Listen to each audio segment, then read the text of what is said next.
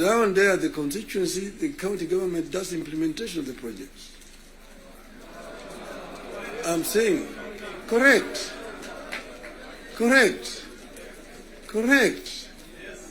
Down at the constituency, it's the county government.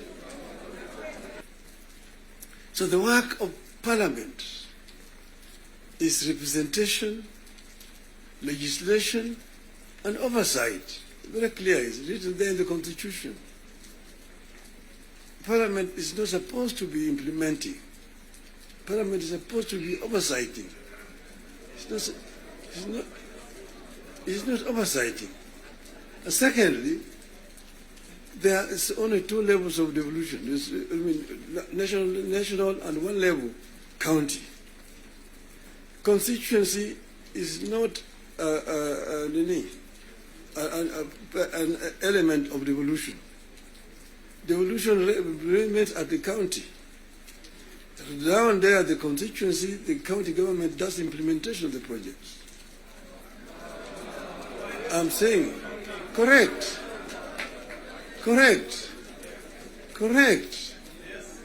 Down at the constituency, it's the county government.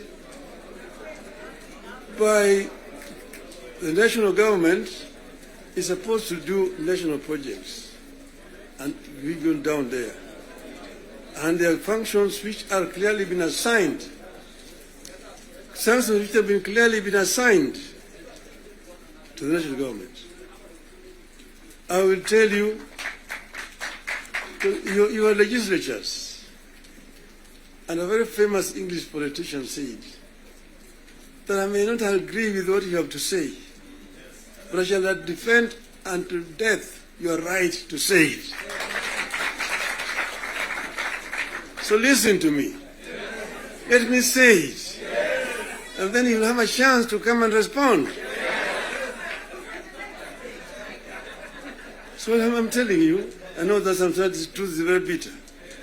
I was there, and we discussed with the Karue when he was moving around to bring the CDF. The CDF was brought because of circumstances that were prevailing at that time. In those days, with a centralized system of government, there were very little resources which are going down to the counties. And that's the reason why the Harambee became the major ways of mobilizing resources. Sometimes you find nearly 100 cards in your desk for Harambees here and there.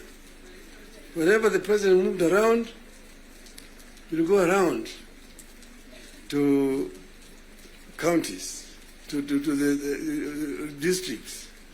And then we'll be addressing people. People will come up to tell them their problems. Mtukufu Rais, hapa kwetu barabara ni mbaya sana, haipitiki. Mvua ikinyesha kuna matope, barabara haipitiki. Mtukufu Rais, hapa kwetu shule yetu hapa, juzi mvua ilinyesha na upepo kaja katoa paa, watoto sasa wanasoma chini ya mti hapa. Mtukufu Rais, hapa kwetu hakuna maji. Mtukufu Rais, hatuna stima na kadhalika. When he stand to respond, to say, nyinyi mnasema barabara ni mbaya, mnasema hospitali hakuna dawa, mnasema upepo imechukua paa ya nyumba. Mjumbe wenu anafanya nini? Yeye anapiga tu kelele kule bunge, anapiga tu kelele kwa bunge, hajali mambo ya maendeleo kwake. Kwa hiyo mimi nitatumia mtu kuja kufanya harambee, lakini leo mimi nitatoa pesa ya kujenga hiyo shule, ambayo kujenga hiyo nyumba, nitatoa pesa na kadhalika. That was the end of it. So the MP was the one who was being blamed for the failure of the national government to do certain things in their constituency. And that's the reason why we came up with the idea of CDF. That was that time. Exactly that time. But then the constituency is now falls under the devolved government, which is being led by the governors. So constituency is not a devolved unit. And members of parliament themselves should not be involved in development because there's supposed to be oversighting. There's supposed to be oversighting. If you have yourself being involved in construction of roads, building of schools, hospitals, who is going to oversight you? Who is oversighting you? So, Mr. President, I hold very clearly that these MPs know that they should not have any business in trying to implement projects in their constituency. Implementation of projects should be left to the county government.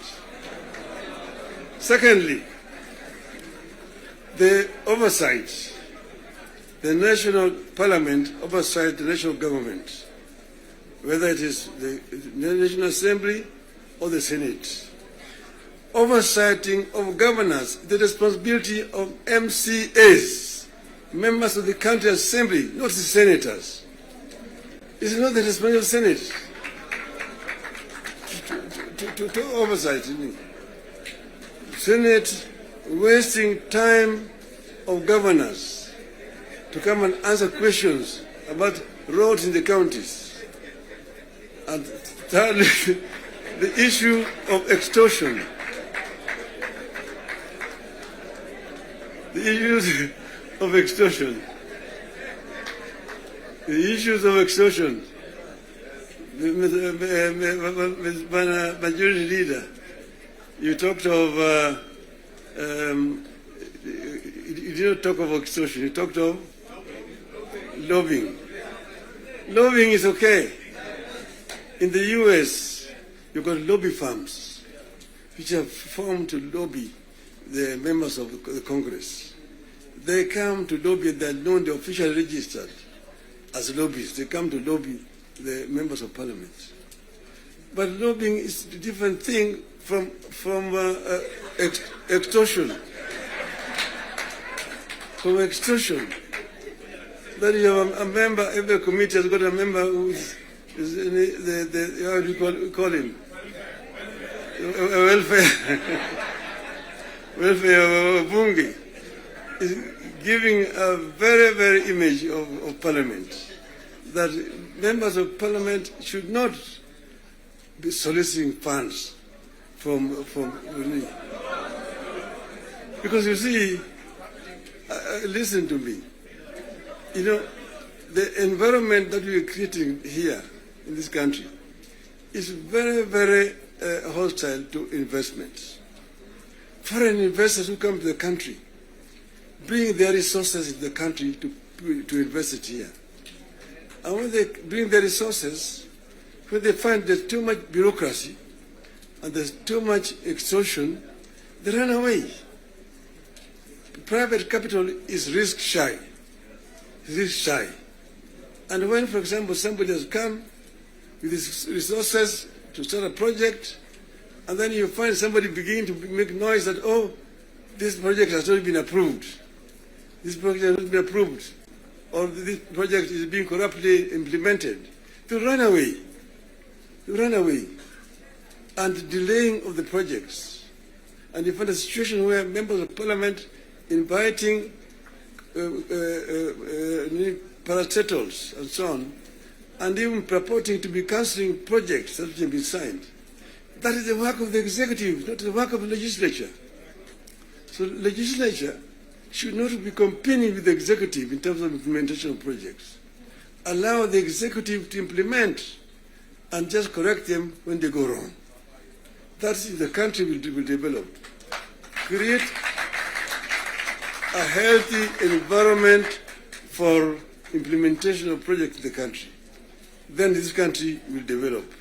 I know I'm being too honest with you people. And I know that the facts, the truth sometimes is so painful, but I think it is important to say this to honorable members of parliament. Thank you very much. May I now invite my brother